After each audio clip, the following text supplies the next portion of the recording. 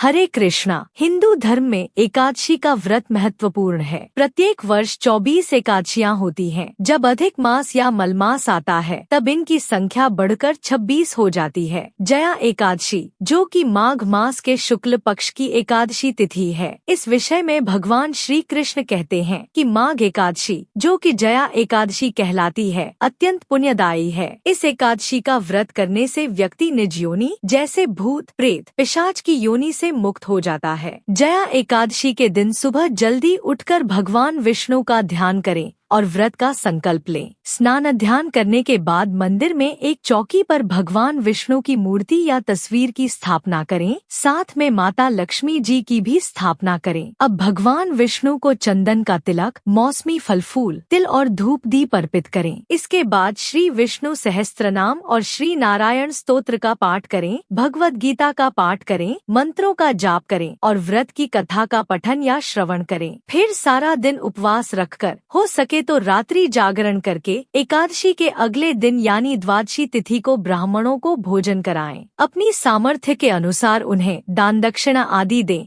या किसी निर्धन जरूरतमंद व्यक्ति को भी आप दान की सामग्री देकर उसके बाद भोजन ग्रहण कर सकते हैं। भोजन सात्विक होना चाहिए। स्वयं भोजन ग्रहण करने से पहले भगवान विष्णु को तुलसी जी की पत्तियों के साथ ही जो भी सात्विक भोजन है या पंचामृत है आप अर्पित करें और उसी को प्रसाद रूप में ग्रहण करके आप उसके बाद सात्विक भोजन कर अपने व्रत का पारण कर सकते हैं, यानी व्रत खोल सकते हैं। एकादशी व्रत तुलसी का पत्ता सेवन करके ही खोलना चाहिए। इस बार एकादशी के दिन तो भद्रा लग रही है, लेकिन द्वादशी तिथि को बहुत ही शुभ योग बन रहे हैं, जो कि त्रिपुष्कर योग है। त्रिपुष्कर योग 3 ग्रहों के मिलने से बनता है और यह योग खासकर शनिवार और रविवार के दिन आने वाली द्वितीया, सप्तमी या द्वादशी तिथि को बनता है। इस योग में किए गए शुभ कामों को जीवन में 3 बार करने का सुअवसर प्राप्त होता है। इस योग में नया घर, जमीन, गाड़ी या अन्य संपत्ति खरीदना शुभ होता है। त्रिपुष्कर योग में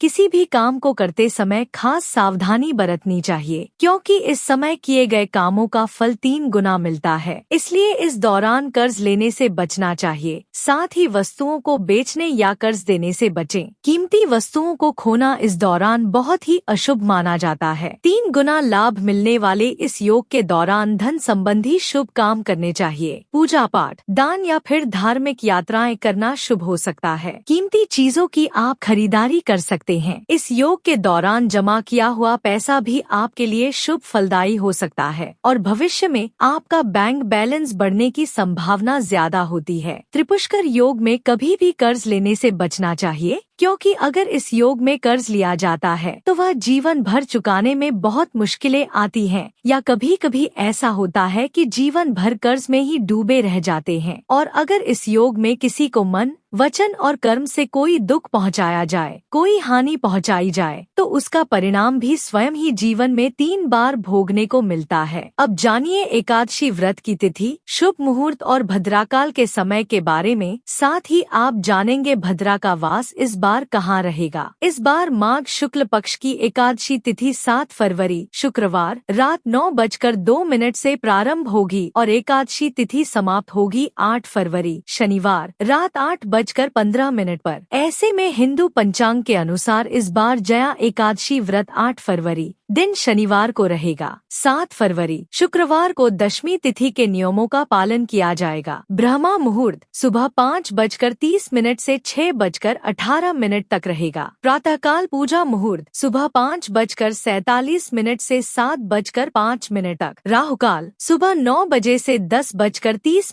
बजे तक रहेगा। भद्रा सुबह 8:04 से शुरू होगी, जो कि रात 8:15 तक रहेगी। यानी कि इस बार लगभग पूरा दिन ही एकादशी व्रत में भद्रा रहने वाली है। द्वादशी तिथि प्रारंभ होगी 8 फरवरी शनिवार रात 8:01 से और द्वादशी तिथि समाप्त होगी 9 फरवरी रविवार शाम 7:25 पर। इस बार द्वादशी तिथि को बहुत ही शुभ योग बन रहे हैं। एकादशी व्रत खोला जाएगा, यानी व्रत का पारण किया जाएगा 9 फरवरी दिन रविवार को सुबह 7:07 से 8:55 के बीच में। हालांकि जो लोग किसी कारण से सुबह व्रत न खोल पाए वे दोपहर में 1 बजे से 3 बजे के बीच में भी व्रत खोल सकते हैं, क्योंकि इस बार द्वादशी तिथि रविवार को सारा दिन रहने वाली है। इस बार भद्रा का वास स्वर्ग लोक में रहेगा, इसलिए यह भद्रा पृथ्वी लोक पर अशुभ नहीं रहेगी। इसलिए आपको भी इस बार भद्रा का विचार नहीं करना चाहिए और कोई भी पूजा पाठ हो, दान हो, व्रत खोलना हो या कहीं जाना हो, आप अपने काम आसानी से इस दिन कर सकते हैं। यह थी आज की जानकारी। यदि यह जानकारी अच्छी लगी हो तो इसे लाइक करें और हमारे चैनल पर कथा भी जरूर सुनें।